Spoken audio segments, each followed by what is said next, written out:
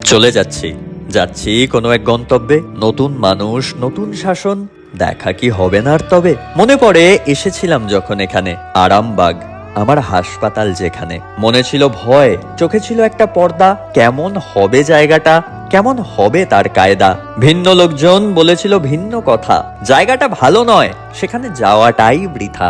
ভাবছিলাম তাড়াতাড়ি করে শেষ, পালাবো তড়ি ঘড়ি। দিন গুনছিলাম আমি, কবে ফিরবো আমি বাড়ি। ভগবান শুনলো কথা, দিনটা এসেই গেল। আজকের এই লেখাটা তাই মনের কথা শোনালো। সম্পর্কটা জায়গার সাজসজ্জার সাথে ছিলই না, অজান্তেই ভালোবাসাটা অচেনা কেউ করলো চেনা।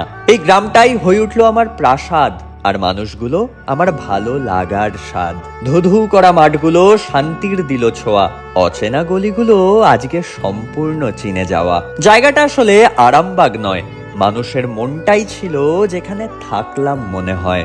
মনটা খারাপ, আমি তো যাচ্ছি চলে। মানুষগুলো যে পাবে না আমায় যদি আমাকে যায় ভুলে। মানুষগুলো যে হবে আবার সেই একা, আমি হয়তো পালিয়ে যাচ্ছি তাদের মন করে ফাঁকা। সত্যি মানুষের হয় না কোনো জাত, শুধু মনুষ্যত্বের জন্যেই করা প্রাণপাত। ভালোবাসায় থাকে না গণ্ডি, শরীরের থাকে না ভালো আর খারাপ। অচেনাতেও চেনা থাকে, মুহূর্তেও হয়ে যায় আলাপ। মনকে এটুকুই বলে বুঝিয়ে রেখে এগোচ্ছি, যেখানেই যাই মানবিকতার কাছে থাকছি। মনে পড়লে ডেকো একবার মন থেকে, ফিরে আসবো তোমাদের কথায়, তোমাদের অন্তরে, তোমাদের বুকে।